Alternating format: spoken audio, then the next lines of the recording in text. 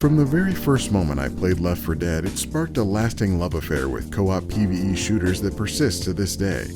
And that love only grew with the introduction of persistent character and world progress in things like Helldivers 2, Darktide, and of course Deep Rock Galactic. Yet when this growing affection crossed into the realm of one of my other obsessions, the sci-fi space genre, I knew there was a pretty good chance I was going to succumb to a new addiction with jump space. Despite transitioning from the title of Jump Ship, your role as a moderately armed spaceship crewman that violently leaps from your ship into the void of space on a regular basis has not changed at all.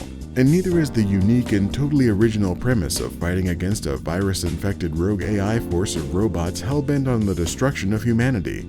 But once you've endured your introductory prologue experience and found your GLaDOS proxy robot that is probably friendly, you can strike out from your cliffside base and select an adventure from this web of 3/4 of a dozen different types of missions with a variety of tasks. Whether that's collecting special cargo from warehouses, saving ships in distress, or helping fellow humans win a space battle with giant space cannons, you'll have plenty of generic sci-fi adventures that give you an excuse to fly around in space fighting robots.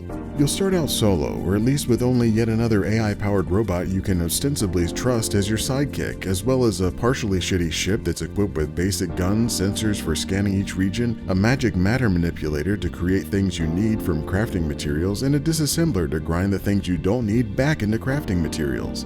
And you can continue solo as long as you'd like, and there's even a ship you'll eventually unlock that is much more compact and better designed for playing like a lonely loser. However, as fun as playing with yourself can be, it's always better with friends, and Jump Space is no different. With up to 3 other players, you can launch your ship into the verse, going from waypoint to waypoint, collecting new weapons, resources, and every worthwhile piece of garbage while eradicating any stupid robots in your way. Many of which will have jump inhibitors, forcing you to go through the trials and tribulations of blowing them up or shutting them down to reach your main objective. In the ensuing combat and carnage, you'll rely on the pilot and single turret gunner to erase from the space skies the squadrons of fighters, gunships, and corvettes that come after you, while other players race around the ship trying to keep it from disintegrating.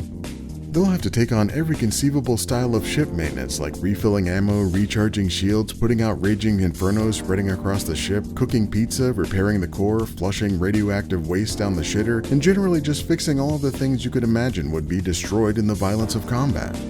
Meanwhile, that crew can always just run outside and disconnect from the magnetic floor of the ship to jet off into space to pick up any items or try to take the fight directly to those AI slop monsters by maliciously boarding the larger ships or just trying desperately to hit them with huge shoulder-mounted guns. Then the whole crew can dismount and go on excursions, venturing through little dungeons, blasting the assortment of ground-based robot assholes while waiting on a variety of different types of doors to unlock. This is where you'll get all the best loot, like new ship components, weapons, and these strange things that look like business awards that give players and ships special boosts for the duration of the mission if they're installed in this special rack. But whether you're having a great time with a team or a supremely mediocre time solo, you'll ultimately navigate through all the beacons and final events to make your way to the end screen. Here you'll gather the resources you've collected, enjoy a little montage to admire everyone's cosmetics and be awarded the shiniest participation titles, and then shot back to your cliffside base to turn in any missions for new spacesuit designs or to upgrade your ship parts in nearly perceptible ways. Jump Space, the easiest way to experience the Star Citizen gameplay we always thought we'd have by now. The sight of this light blue highlight denoting an early access experience that could mean anything from months to years of additional development before the game is considered finished may turn you away, but I can say without hesitation that what is currently here feels like a real bona fide game in its current form. To me, it's similar to what Deep Rock Galactic was in its early access experience. Something that has everything it needs in the foundation but is mostly lacking the variety and a few in-progress features to feel complete. However, the place I think it has the most potential to fall short is in the aspect that Deep Rock Galactic had to keep it constantly feeling fresh, procedural generation. Many of the environments and missions you encounter are practically carbon copies of missions you've already completed. There's a little variety in the nature of the way the objectives spawn in some of the encounters, but in less than 15 hours it feels like I've repeated identical gameplay in most of these cases like 6 or 7 times. This might not be a huge issue for some PvE co-op shooters, but when missions can easily last more than 90 minutes, repetition is much more recognizable. With these longer missions, you also have to contend with the odd way players join when it's already underway. If everyone's in the lobby, you can jump in instantly and everyone starts the mission together. But unlike nearly every other game of this type, if you try to join a match that has already started, you have to wait until they finish the mission node to actually get in. which might be seconds of waiting or 10 plus minutes of scrolling away on your phone. However, when you do get in and get your bearings, the experience is engrossing and it can be a lot of fun just being a regular lackey running around the ship doing whatever's needed. There is a bit of a learning curve in determining what takes priority and how to best use your materia and other resources effectively though. An inexperienced player has a lot of freedom to potentially bring down everyone else's experience by deciding to craft a bunch of unnecessary shit or screwing up the Tetris magic that is managing your ship's power feed.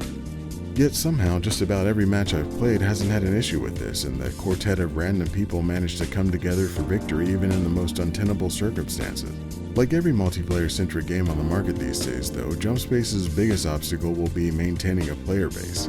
While it's holding on right now, time will tell if it can keep going until that glorious day of 1.0. But even now, what you can play is well worth the moderate price tag and earns the abbreviated score of good. And if you'd like to check out more hot takes, warm satire, and tepid commentary about games that are fully released, still in development, or just ideas that someone thought about in the shower, like this video along with mega supporter Adam Lutke and check out more Abbreviated Reviews.